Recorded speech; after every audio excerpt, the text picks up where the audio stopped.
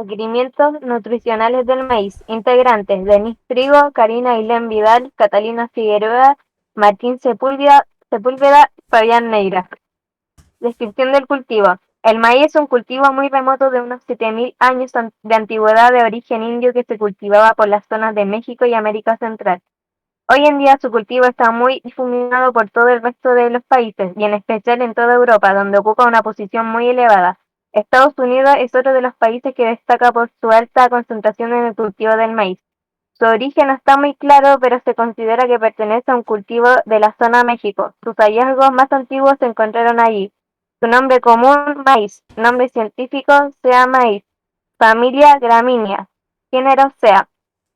Características morfológicas: planta anual de 1,5 a 3 metros, tallos gruesos de 15 milímetros, macizos, hojas anchas de 2 a 10 centímetros, con nervio central marcado. La raíz es fuertemente pivotante y con capacidad de profundizar en el suelo, lo cual atiende a los altos requerimientos hídricos del cultivo. Requerimientos edafoclimáticos. El maíz dulce, al igual que todas las razas de maíz, son plantas de tipo C4 que tienen la capacidad de utilizar el carbono muy eficientemente, lo cual facilita su crecimiento y desarrollo. Por lo tanto, la planta tiene un gran desarrollo vegetativo, para lo cual posee un abundante y profundo arraigamiento.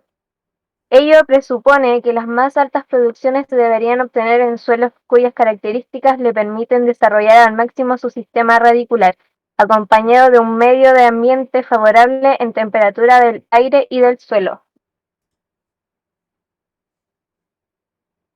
Sintomatología, deficiencias y excesos. Nitrógeno. Al acentuarse la carencia de nitrógeno, la hoja entera amarillea y poco a poco van poniéndose amarillas las hojas por encima de la primera. Cuando los daños son causados por sequía, las hojas también se envuelven amarillas, pero entonces se produce el fenómeno en todas al mismo tiempo. Las mazorcas procedentes de plantas que han sufrido falta de nitrógeno tienen las puntas vacías de grano. El exceso de nitrógeno promueve un crecimiento exagerado. Las plantas son débiles y con tejidos tiernos, lo que las vuelve más propensas a las plagas y enfermedades y otros daños por viento, lluvia, granizo y baja o alta temperatura.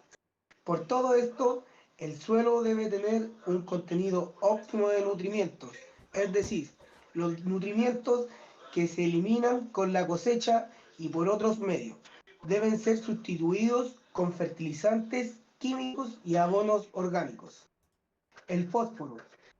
Es una carencia de fósforo, los pistilos emergen muy lentamente, lo que origina fecundaciones que dan mazorcas irregulares y que suelen tener carreras de grano rudimentarias. En los excesos provoca un mayor desarrollo de raíces en comparación al desarrollo de las hojas.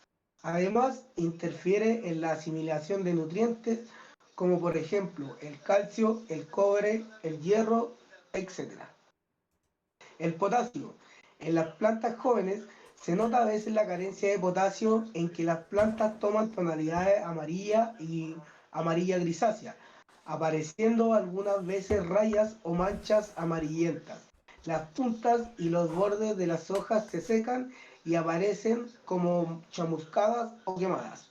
En los excesos interfiere en la absorción de captación de cationes, como por ejemplo el calcio y el magnesio. Requerimientos nutricionales. El maíz tiene unas necesidades nutricionales por unidad de producción similares a otros cereales, como el trigo o la cebada, pero debido a sus producciones, habitualmente mucho más altas, las cantidades de nutrientes demandadas por el maíz, en términos absolutos, son mucho más elevadas. Existen diferentes referencias sobre la cantidad de nutrientes esenciales consumidos en mayor cantidad. El nitrógeno el nitrógeno promueve la tasa de crecimiento de la planta de maíz y presenta un mayor efecto durante el periodo de floración. Por ello se debe realizar un análisis del suelo para así calcular la correcta demanda del cultivo de maíz. Fósforo. El fósforo es el nutrimiento referente con flujos de energía de la planta, afectando directamente en el rendimiento, principalmente por la poca movilidad del elemento y disponibilidad en el suelo. Esto depende de la respuesta a la fertilización fosfatada por parte del cultivo de maíz. El potasio está relacionado con la síntesis de proteínas, sistemas de defensa, absorción de nitrógeno, entre otros aspectos. Los minerales que conforman el suelo presentan un efecto de la disponibilidad de potasio. Entonces, aplicar potasio en suelos que pueden contener altos niveles y poca fijación de potasio representaría un error elevado costo de producción. El calcio. El calcio actúa en la funcionalidad de la membrana celular y da rigidez a la pared celular de la planta. Participa en el equilibrio electrotáctico de la célula, pues normalmente se encuentra en las vacuolas. El magnesio. El magnesio es parte fundamental de la molécula de la clorofila y mejora el crecimiento de las raíces. Un bajo contenido de magnesio ocasiona una baja producción de clorofila, por lo tanto disminuye la fotosíntesis. Y el azufre. El azufre participa en reacciones de intercambio de energía, en la estimulación de la actividad microbiana y la descomposición de materia orgánica. Momento de aplicación de NPK en el cultivo. El nitrógeno. La estrategia de manejo del fertilizante debería procurar aplicar el nitrógeno en etapas en donde el cultivo comienza a consumir agua y nutrientes en forma más intensa.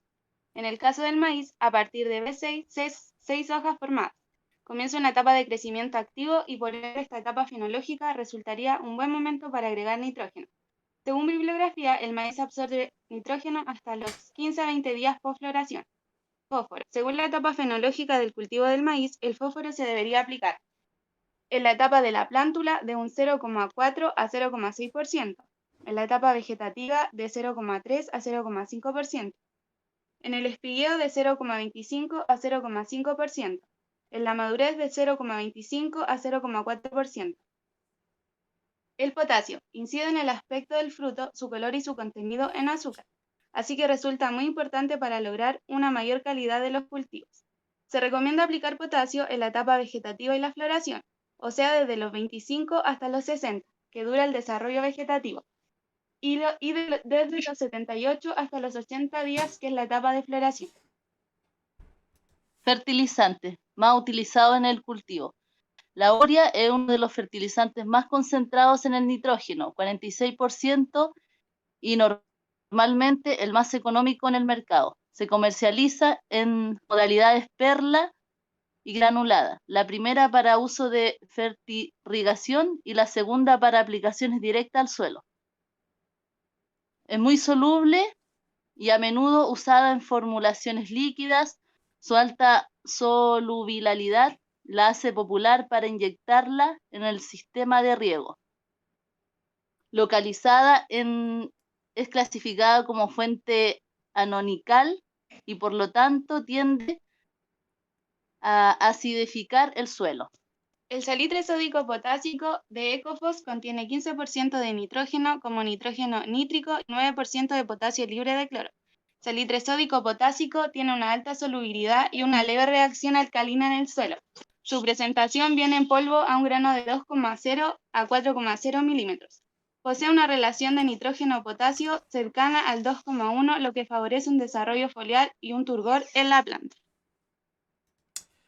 Finalizando esta presentación, podemos concluir que el maíz se trata de una planta muy exigente que se ve afectada ante cualquier desbalance nutricional, hídrico o de otro tipo, que determinará efectos negativos en la producción.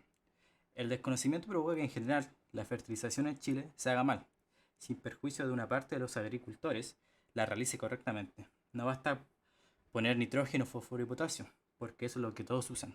Más que la demanda de determinados elementos, hay que considerar el balance entre ellos. Si una persona consume solo carbohidratos, se considerará mal alimentada. Lo mismo ocurre con el maíz y los cultivos en general.